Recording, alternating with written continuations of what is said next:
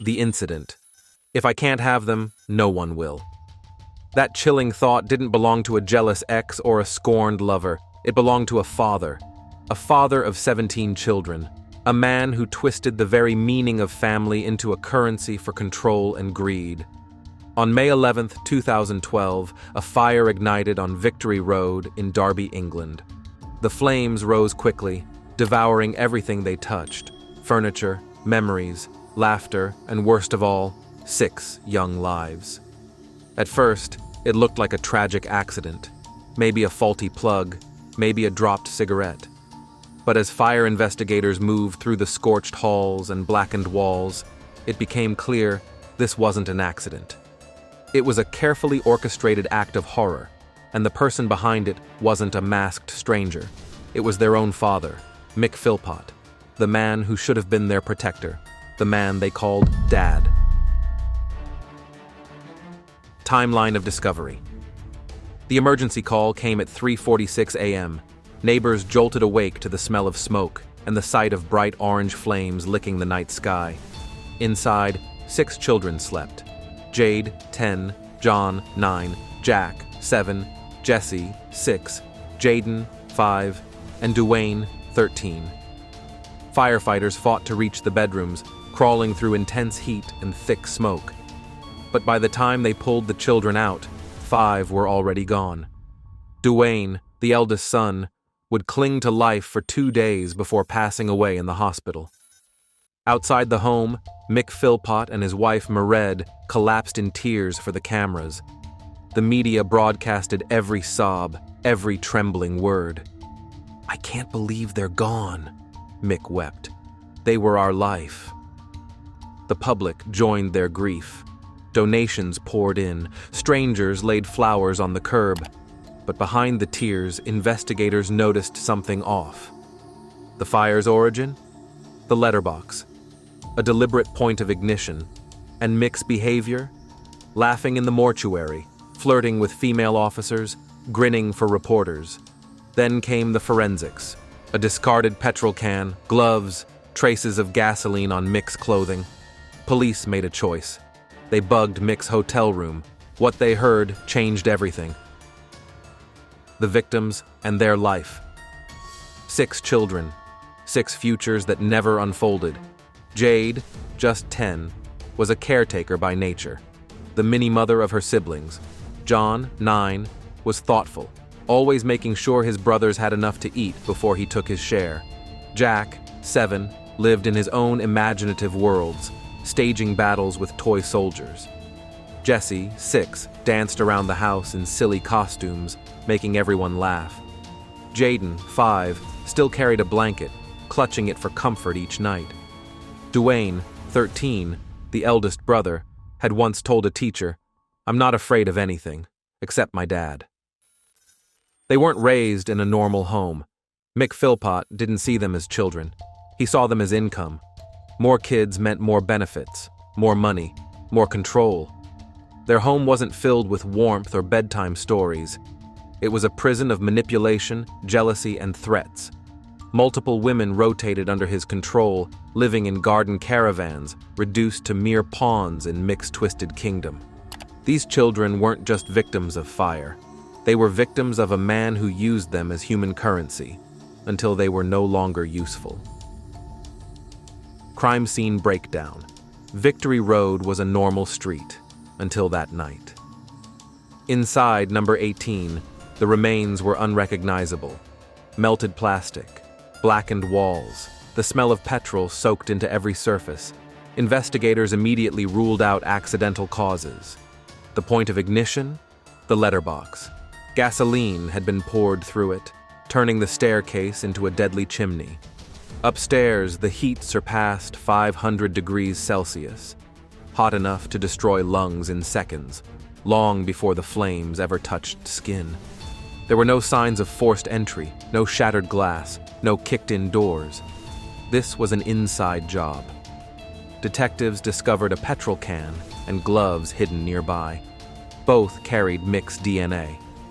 A ladder, the supposed rescue tool, sat untouched in the backyard, a chilling symbol of a father's failed hero act.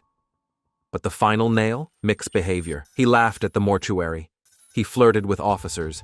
He once put a police officer in a playful headlock near his children's bodies. And in a press conference meant to honor the dead, he invited a female officer to his hotel room. Investigators didn't just see a grieving father.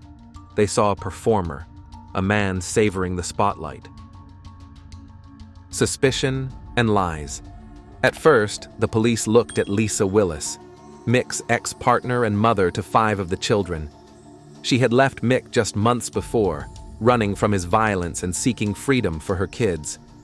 To outsiders, it seemed logical, a vengeful ex, a custody battle. But Lisa had an airtight alibi. All eyes turned back to Mick. The recordings from the hotel room sealed it. "You're sticking with the story, right? I didn't mean to do it. On my life." Mick admitted to everything. He praised Mairead for sleeping with their friend and accomplice Paul Mosley, calling it a move to keep him loyal. He watched Mairead perform a sexual act on Mosley just days after the fire. Mosley confirmed it all, testifying that Mick had bragged about the plan, even laughing about getting away with it. These weren't parents in grief. They were conspirators in a show gone horribly wrong. Their plan? Frame Lisa Willis, regain custody, claim more benefits, become the heroic father in the public eye. The turning point. On May 28, 2012, just 17 days after the fire, Mick and Mick Philpott were arrested for murder. Shortly after, Paul Mosley joined them. In court, the truth came out. This wasn't a spontaneous outburst. It was a calculated plot designed to manipulate public sympathy, win back children, and collect even more government benefits. Mick wanted to be the hero, the devastated father who tried and failed to save his children from a blaze allegedly set by his ex. But instead of staged heroics, he got real tragedy. When questioned, Mick insisted it was all an accident. He didn't mean for anyone to die. But the petrol on his clothes, the ladder left unused, the hidden hotel recordings, they all told another story. While they couldn't prove he intended to kill the children directly, the evidence was undeniable. The charge, manslaughter. The motive, control, money, revenge, 6 innocent lives, gone in a single night, traded for one man's monstrous need to win. Psychology and motive. Mick Philpott wasn't just a manipulator. He was a narcissist, a textbook coercive controller, a man who thrived on power, manipulation, and total domination over others. His entire identity was built around public perception. He appeared on TV shows, flaunting his benefit money, boasting about how the system owed him for having so many children. He demanded larger houses from the government to accommodate his growing empire. Behind the cameras, he was a tyrant, ruling with fists, threats, and psychological warfare. Lisa Willis was his final threat. She dared to escape. She dared to think for herself. When he couldn't drag her back, he plotted the ultimate punishment, not just to hurt her, but to destroy her completely. The fire wasn't born out of sudden rage. It was premeditated, a twisted performance designed to ruin Lisa and elevate himself as a tragic hero. When the plan failed and his children died, Mick didn't fall apart. He performed, he posed, he flirted, he joked. Dr. Julian Boone, a forensic psychologist, described him as a man who viewed his children not as human beings, but as pawns, pieces in his game of control. When Mick lost control, he chose annihilation, a final act that proved he'd rather destroy his entire family than let someone else take them away. Aftermath and emotional echo. The trial ignited a storm across the UK. Mick Philpott received life in prison with a minimum of 15 years. Mairead and Paul Mosley each received 17 years. None of them showed genuine remorse. But the real victims never got justice in a courtroom. They were Duwayne, 13, Jade, 10, John, 9, Jack, 7, Jesse, 6, and Jayden, 5. Children who never got to live out the future they deserved. Children who will never leave home, never graduate, never fall in love, never grow old. The house on Victory Road was demolished. In its place, a hollow space, a reminder of an unthinkable betrayal. Community members held vigils, laid flowers, and left handwritten notes on the fence. Classmates wept. Teachers mourned. Neighbors struggled to comprehend. This case sparked fierce debates about welfare, domestic abuse, and coercive control. But strip away the politics, and the core remains chillingly simple.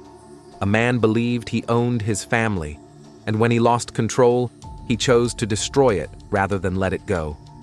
Years later, the echo of this crime still haunts Derby. It warns us that sometimes the greatest threats don't lurk in dark alleys or behind strangers' doors. They sleep in the next room. They tuck children into bed.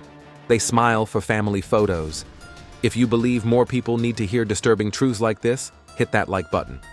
If your heart broke for those 6 innocent children, leave a comment below. And if you want more stories that reveal the darkest sides of humanity, subscribe and turn on notifications. Because this wasn't just a crime, it was a warning to us all.